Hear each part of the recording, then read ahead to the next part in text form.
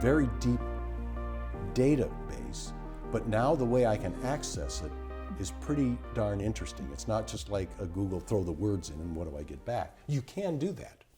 But, for example, here we're talking about field abbreviations. So if you just put in a word, it's find any document with that word anywhere. But now one of the fields you can do as a limitation is ABST, the abstract of the patent. If you think, if it's in the abstract, I care about it. If it's not, maybe it's not so relevant. So you put in that particular field denominator / and then the word you're interested in, and it will only return documents with that word in the abstract. There's a lot of different fields. We'll talk about that in a minute. So I have a question here. Is a cat, if you use it as a category or something, sometimes. Yeah, so with word stemming, it will, with word stemming, it will category, catatonic. It'll bring everything up that Now, has. they also have characters you can put in. So you could say, yeah, I'll accept a little bit of this, but I only want one letter more. So cat or cats. So C-A-T and I think asterisk. So that'll get me that, but it won't get you category. So normally in a search, it used to be that if you put an asterisk, it would bring up anything. That Yeah, I may not have that character right, but there's characters you can use. Yeah. You can either just let it go any number. So it can differentiate it if you know the. Right. If you know I really want cat or cats, but I don't want category and whatever, there's a way you can control that. You can use a Boolean type logic, the traditional and. So the document has to have cat and dog anywhere in the document. Or you can again do the field limiter. So in the abstract, it has to say cat and dog. No, actually, the way this is written, a little different. Abstract, it has to have cat, but then dog can be anywhere. And the way to make it both be in the abstract is to put parentheses. So abstract, parenthesis, cat and dog, then it would be, it's got to have cat and dog in the abstract. As written, it would be cat in the abstract, dog anywhere. So my mild confusion is actually good there because, again, it comes back. If you just wander into this without learning any of this, you're going to not make as good use of it. But if you'll invest about an hour in all that we're going to talk about here, you can make very powerful use of this. Another example, it'll let you do the word not. So that can happen when you really you're getting a lot of positives. So you're searching and you're getting 1,000 hits. And then you kind of read through a few and you realize, a lot of them I don't care about. And categorically, they also tend to talk about this other thing. So I just say not, that, and suddenly I've got 35 documents that matter to me. By the way, it's showing TTL as a field limiter. That's title. So now it's like, I only want things where it's important enough that it's actually in the title, for example. They're showing here, you can use the word or, which means what you would think. I want a document that shows cat or dog. And in this case, it's cat or dog and leash or fence. So you can find cat and leash, dog and fence, all kinds of variations on that. How long can you make these queries? Until you run out of, I don't think there's any limit. So here, this is just exemplifying that some things you can do with respect to dates, date ranges, and so forth. Here with this particular example, APD, which I can't remember exactly what that is, application date maybe. So it's 12/14/2000. It finds documents with only this specific application date. And then you can replace APD with basically any other date field. And there's a list of those that you get when you look Can you give a time frame? Sure. So from Yeah. April to May? Like right here, from 12/14/2000 to 12/31/2005. Find all documents with an application date between those two dates. Here's a cute one, 12/14/2000 to now. Just today. And there's just other examples, now minus 1 year to now. That's kind of a maybe more of a power user. You don't necessarily need to know that kind of a trick, but it will let you do some pretty nice things. Now minus 9 months to now, so forth. 1/1/2000 plus 600 days to now. Why you would necessarily need to do that, I don't know, but it's a cute thing that you could be trying to do. Point being, Again, if you have a reason to think that what you're looking for, maybe you're studying a company and you want to know what they've got. Well, one of the ways to keep some of the other stuff out of it is to just limit it to application dates, dates of filing that bracket when you know that company existed. Or maybe you want to know what they've got that was done before, like there was a startup phase and then they began. You're trying to hunt down what they might have with an earlier date and yet ties into them. Here we're looking at some examples of advanced functions. They're pointing out when you have word stemming on, that was that option on that first page. So you get all kinds of words based on electroplate. Electroplated, electroplating, electroplater, and so forth. So it's going to give you, with cat, all those different versions. When you do quote marks and you say cat, dog, what it does is it looks for that as a phrase with no intervening words in that order. And you're not allowed to use wildcards, by the way. So it's looking for, like cat do isn't going to work, or cat do, an asterisk is obviously, there's our wildcard character. So it's looking for that expression. So if you're looking for keyboard shortcut, then you can just say, quote, keyboard shortcut, and it will look for that phrase exactly. So keyboard can be used with shortcuts. It won't find for you because there's those other intervening words. Here is my favorite search trick in all of this that's very, very powerful when searching for getting you to relevant results, and that, to my knowledge, is not available on any of those other free resources. And the form of it is quote mark, 2 or more words, close quote mark, that little tilde, and a number. What this does is it says, I want that word and any other number of words you have in the same document within that many words of each other. And so now you can have words that are actually high hits, like the words alone will get you tons of irrelevant hits. But you know that in your case, they're probably going to appear within 3 words of one another. There could be other things. Maybe it's 5 words, maybe it's 8. When you use this trick, you suddenly go from thousands to like 2 or 5 hits. And you get the relevance. You see like, this is interesting. I like looking at this. I may not have gotten everything, but these are interesting to me. So that particular, and again, you can do it as a field delimited. I want it in the claims only. I want it in the title. I want it however. Another place this comes in handy is sometimes when you're trying to find a particular inventor or a particular company, but you're not really sure their name. There's the name, the company, but they really have a different name.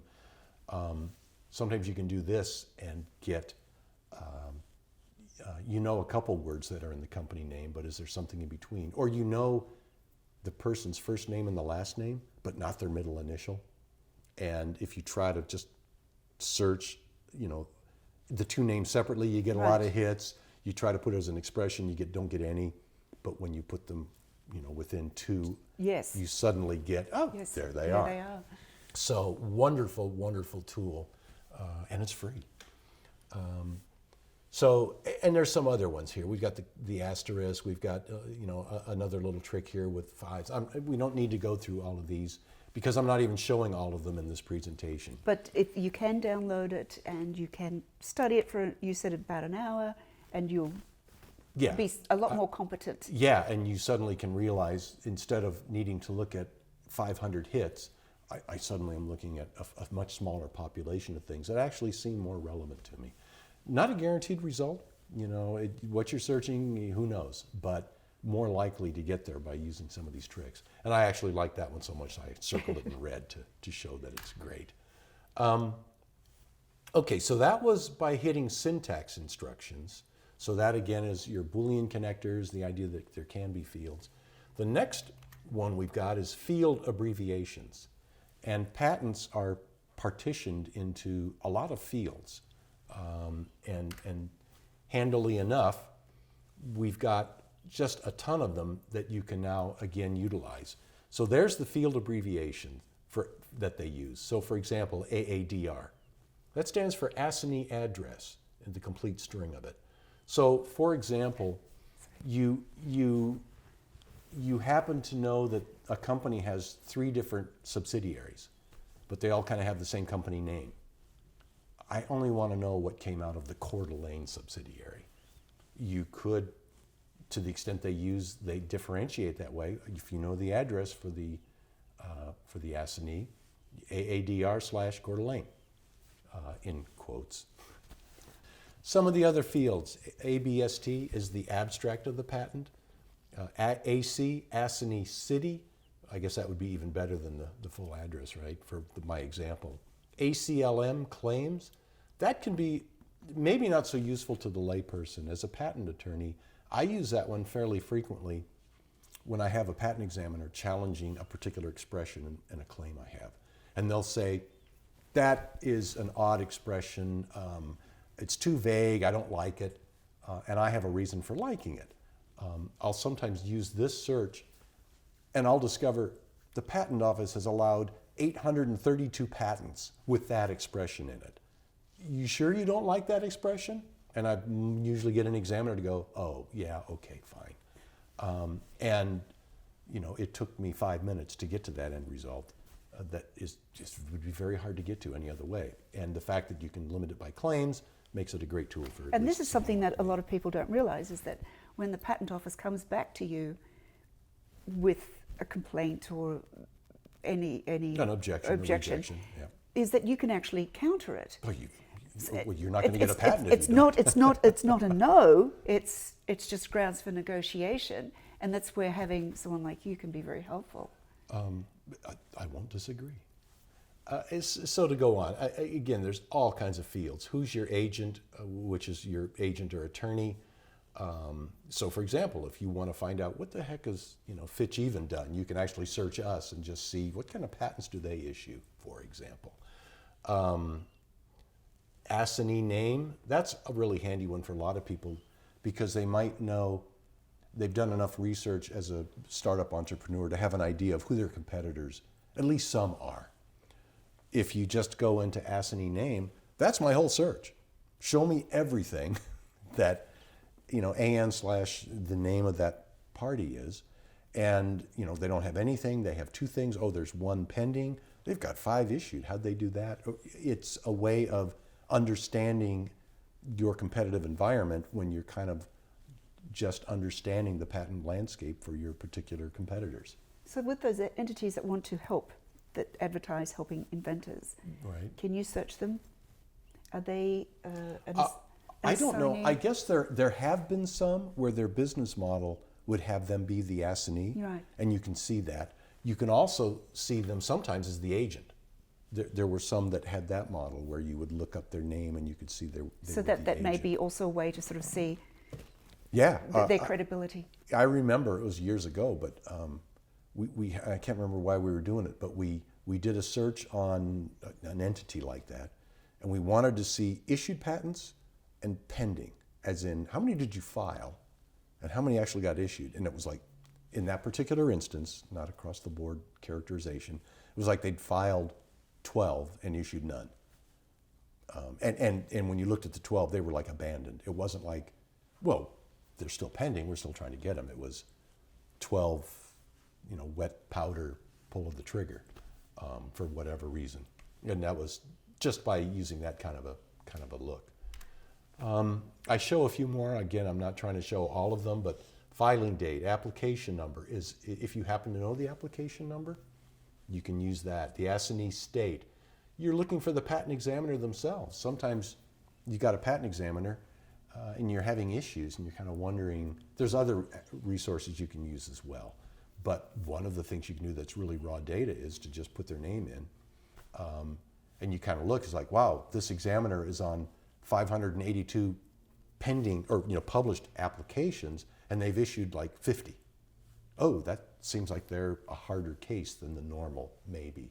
And there can be a lot of reasons for that, but it's at least a little bit of data where you might say, maybe we ought to think harder about how we're working this particular Can you ask to have a different patent examiner?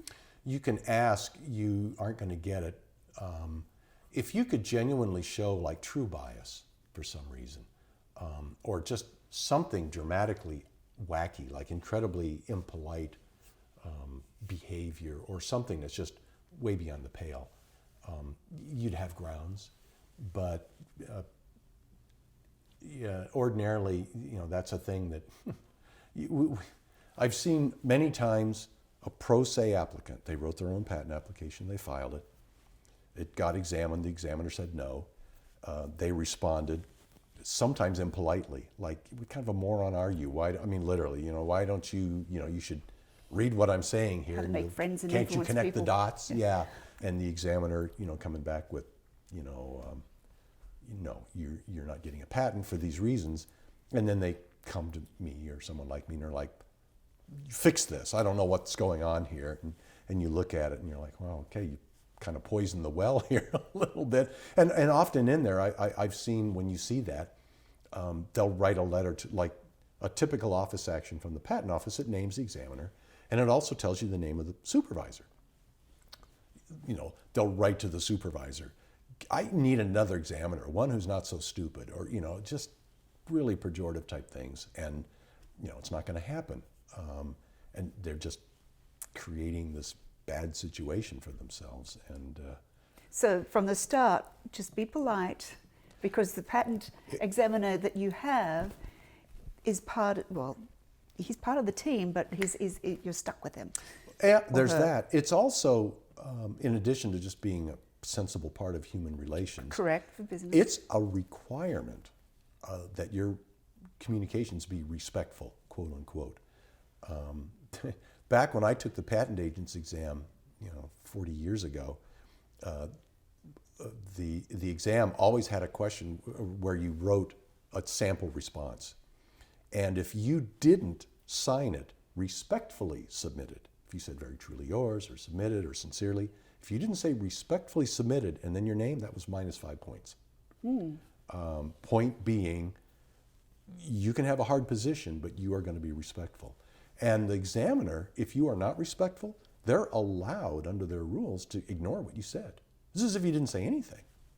So you may have a cogent argument, but if you're disrespectful in your presentation, they can ignore the cogent argument. Important. It's like honor code. Yeah, we don't have to deal with you. So remember that. So we've, again, the listings just go on and on. Some of them get very picky, like what country was your original filing in, publication date, the primary examiner's name, and so forth. So, and this isn't all of them. I just wanted to show that there's a lot of fields, and you can limit it to that if you want. Or you can search the entire document. It certainly gives you a whole lot of options. It absolutely. So now we're just going to look at a simple little example. We're back to that search screen. There's our field. And in my simple little example, I'm looking for robot soldiers. That's what I'm interested in. I want to see automated military applications of a soldier. So I decided I want to look at U.S. patents, U.S. patent applications, abstracts of Japan, and WIPO. This is just an example. Why would you limit it to that? I don't know. But the point being, you can be picky if you want. In my search, I've got TTL, so I'm only looking in the title. I'm thinking I don't want something that mentions in passing that there could be robots and soldiers in the same place. I want something that's the whole point of the document. So I'm looking in the title. And in my example, I've got, quote, robot, soldier, close quote, ~7, which, if you recall, is my favorite little search toy, which means I want robot and soldier within 7 words of each other in the title. Show me that. Now, robot appears in a lot of documents. Soldier, probably less so, but it's in there. When I did this particular search live, I'm very proud of it, I circled it in red. When I did this search live, this is an example of what comes back. You get an ad for Progressive Insurance this particular day. 1 hit. I got a score of 999, which basically means it completely matches your criteria. And the title, what you get is, okay, if there had been more, match number 1, 2, 3, I think it displays up to 50, and then that's you for hit the the relevancy. button. And they're going down as relevancy gets less. That's interesting, they give a relevancy score. It can be very helpful yeah. because sometimes it's getting a little far afield. That is a link as well. Well, I guess that's not a link. This is the link here. But in this case, you can look at it and you can see that's a patent application.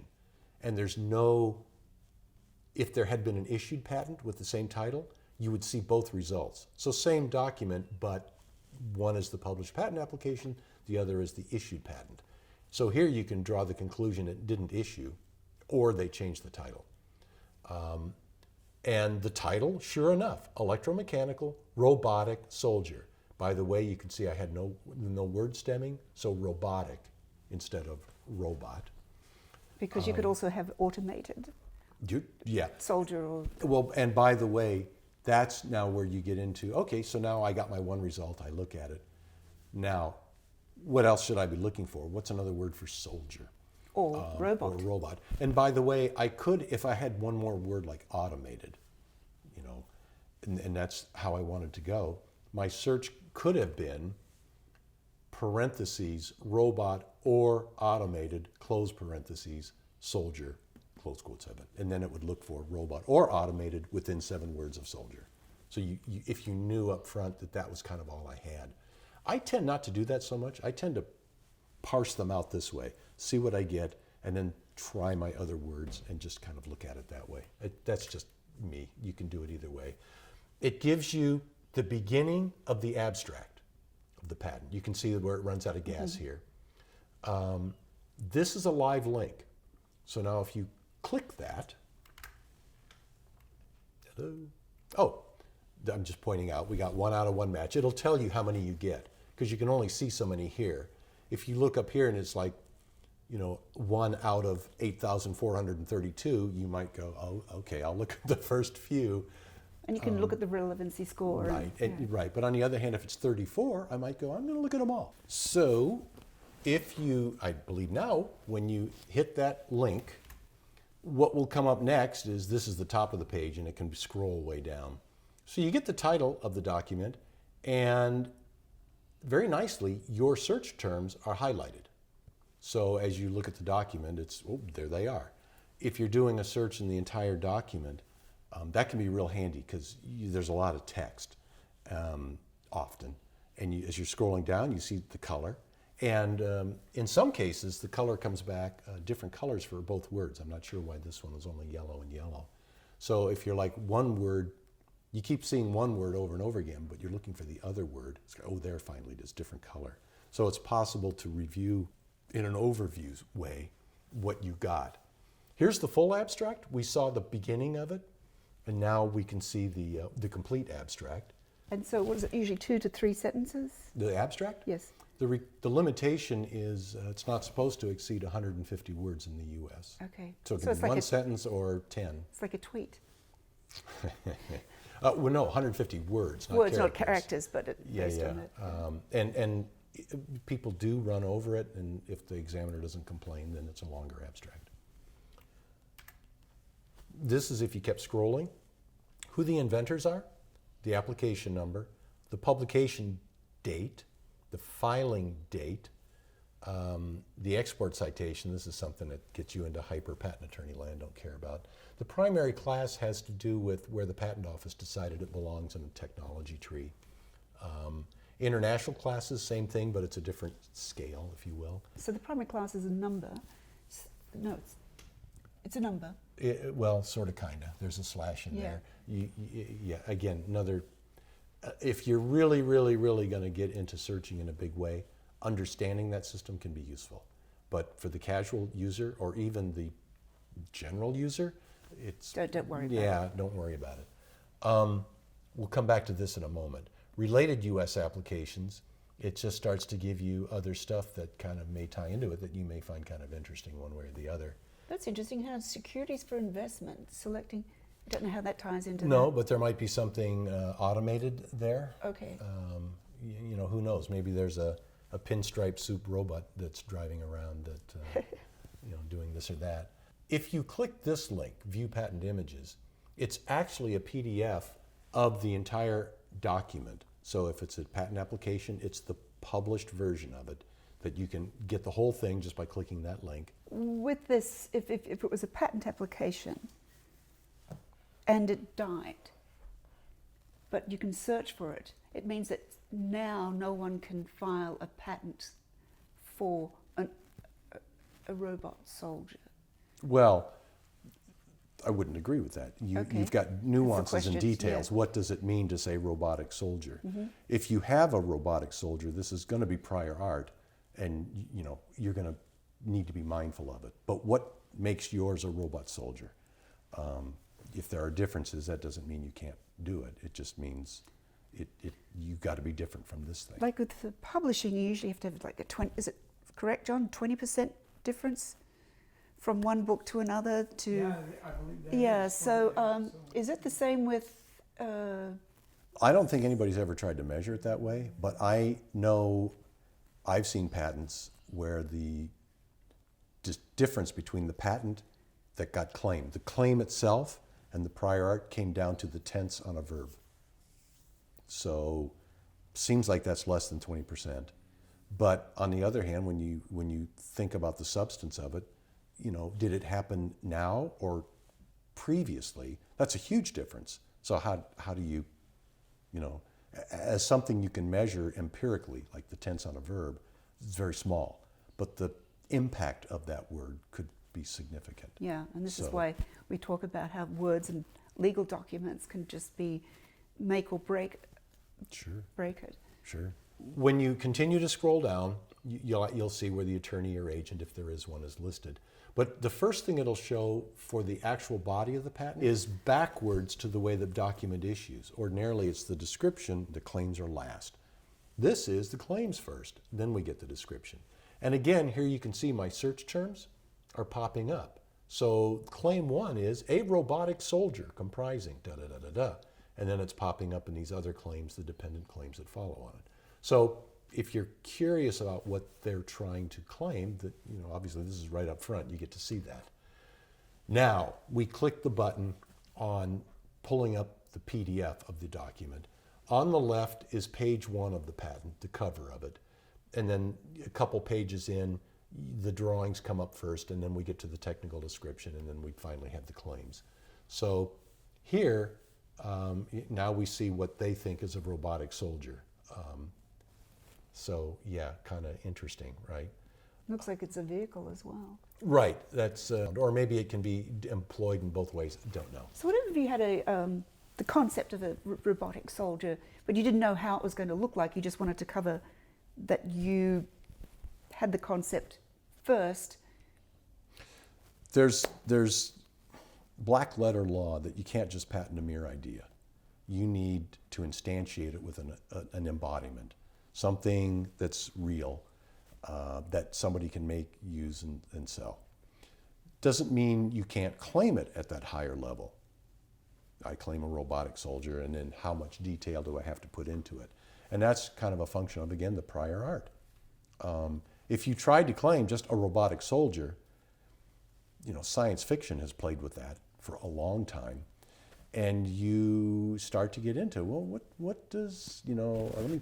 Didn't Michelangelo, Leonardo da Vinci actually, I thought, had Something like that? this just something as simple as a... he certainly had tanks. You could even, as a patent examiner kind of looking at this, you could wonder if, in centuries past, but a decoy soldier, just to trick you into diverting your forces or to not attacking.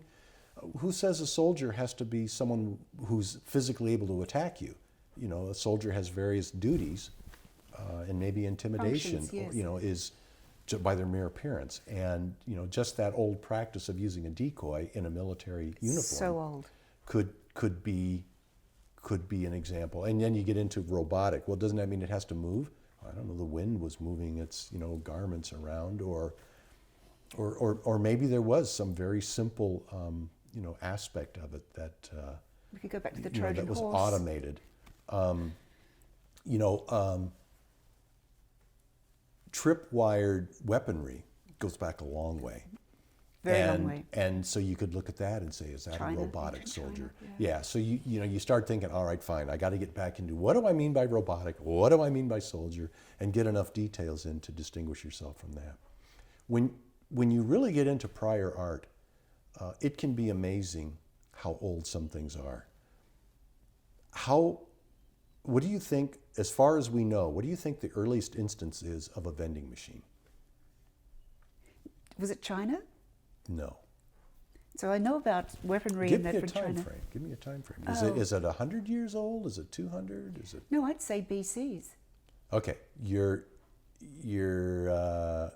I don't know if we can take it back to BC, but back around the early days of the Christian church, there was a church where there was holy water dispensed by a low acolyte, and the pilgrims would come and pay, and then they would get a little splash of holy water, and then they could go do whatever they were doing. So you had this human being who's hired to, or whatever. You at least got to feed them. And that church came up with the idea of a little leather flap, and it was connected with this little, just a little lever, like a seesaw. Mm-hmm. And so here's the flap, and it blocks the flow of water. You drop your coin through a slot. It goes like this. The flap's open, the water flows, the coin drops off, and it goes back up. So the water stops. You put in your coin, you get your holy water, no humans involved. It was interesting enough that people would use slugs and false coins in order to receive their holy water. Yeah, it's like people are interesting at any age and time. But, so if you were looking at vending machine, even if you were like the first real vending machine in like the 18 or 1900s and you think you could claim it broadly, well, you can't, because too broadly, and you're going to encompass this ancient practice of, a coin with an automated provision of some good. I was giving talks. I had this. I called it. We called it the Ambassador Series, and we were teaching cultures and history through tea, and we had this one session on the technology of ancient China, and how. And it was mind-blowing. I mean, haha. But, it was just the explosives, but also the military tactics of the canal, the Grand Canal that they had there. Their economic developments were unbelievable. Oh, all the different and phases, and actually almost a democracy in some areas in some periods of time. But how there was a massive canal built. And they would flood. They'd actually release massive amounts of water to, talking about washing away cow poop, washing away their enemies. Yeah, okay. Invading armies. They would absolutely, it was just massive. Just open the gates. Yeah, and just wash away the enemies. We're to the conclusion. Again, there's a lot more to learn about freepatents.com if you want to go there. This was just to tantalize your taste buds for this, but click those two links and understand the tools that are available when you're using that search site. And searching is easy in terms of you can do something and get results. It's also hard because once you start looking for something in particular, are you getting it? Are you getting false positives that are swamping? Are you getting false negatives? Are you missing the real content? It is hard. There's no searcher on the planet will give you a guarantee that their results are complete. So be mindful. You aren't seeing everything. You're doing appropriate things in a due diligence context or whatever, and it's appropriate to do that to a point. You're at least looking for the low-hanging fruit, if you will, but that doesn't mean absolutely, that all is well. Could a search provide you, if you've got an idea, concept for a device or a product, methodology or process, and these searches come up with positives, but can it help guide you to find where there's cracks that you can maneuver? Yeah, I in materials that I use to teach new patent attorneys about invention analysis and claiming. We use the example of, okay, you isolate to get down to the core of the invention, like what really is it that's new here? And then you look to expand the scope of that to the extent that the enablingness of that will let you go. So if it was a pencil with an eraser, it's a handheld writing instrument with an eraser, it's, you kind of go as far as you can. But if you're aware of prior art, that's pushing back. So if you are aware of a pen with an eraser on it, that's a huge pushback. So I'm not going to say handheld writing instrument. I'm back to some sort of non-ink whatever. So I might expand on the pencil side, but I'm not going anywhere on a side that gets away from a pencil. To the extent you know that ahead of time, that can really, it can be anywhere from just kind of time saving. We're not going to waste our time trying to get something we can't, to sometimes critical, because it can be very critical when you realize one of the things that makes me different, as an example, one of the things that makes me different from the prior art is not only do I do this, but I don't do this other thing. Everybody else in the prior art does that. So it's important to say, I do this, I don't do that. Literally say that. And with our patent system the way it is, that's called a negative limitation. And you need very clear support that that's what you contemplated as part of your invention. And to the extent you didn't, it can be very hard to make that claim later. Mm-hmm. So if you knew about the prior art and you can say it and build it in up front, you may have a powerful device to get to allowance around the prior art. So that's where you're using your constraint as leverage. Right, but if you didn't know about this and you write it not knowing about it, and now the examiner puts it on the table, you may not be able to write your claim to have that feature, that negative limitation, just because of the way the rules work about that. And now you might not be able to get there. So same prior art, same basic invention, but you may or may not have success with the patent just based upon your knowledge. When did you know about the prior art? So that's not at all an everyday experience. But it is happens. something that could be important, because yeah. A negative is not necessarily a negative. It could be it depends how you use it. And that's one of the more easy to understand examples. When you understand what the prior art is, it often helps you.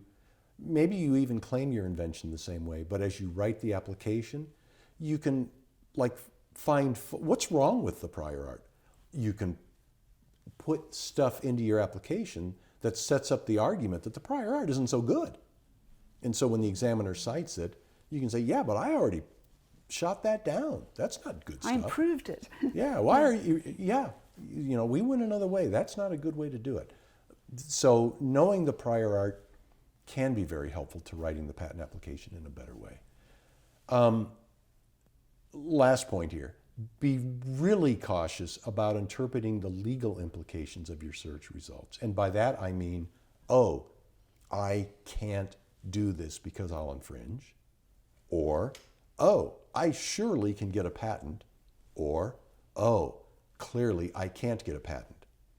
You may or may not be right in any of those, but the true assessments of those things are lawyers' playgrounds, and lawyers make a living arguing about those things. And so as a layperson, it can be great to get the grist, to get an assessment of it, to get a feel for it. But in many ways, that can be just a very useful upfront way, again, to get very crisp, focused, and least expensive advice from your attorney or your patent agent, because you've come to the table with a very clear issue that you'd like resolved. And your opinion about it can even be an important part of helping the attorney understand. So doing a that. search before you go to an attorney is showing the attorney where you've gone, and he might or she might know where you haven't gone. Well, it helps really clarify and makes things more succinct. It does. When I get, I don't know how useful this is as an example, but it's not unusual for an independent inventor to come in our first meeting. They'll tell me I did a search and there's nothing like this out there. How did you do the search? I used Google search. Okay, you may have found the correct thing. It's kind of proving a negative. But here's the issues. And then we pull out this presentation, and either you go do some searching if you want, or we can get a professional if you want, or we can just go ahead based upon your sense of it. I mean, there's not much for me to review here because you said you didn't find anything, and so that's what I'm seeing. I don't have a lot of confidence in that kind of a conversation of those results because I'm not confident at all that they found what's there to be found. Yeah. There you go. That was the presentation. Patent Searching 101. Thank you, Steve. This is great.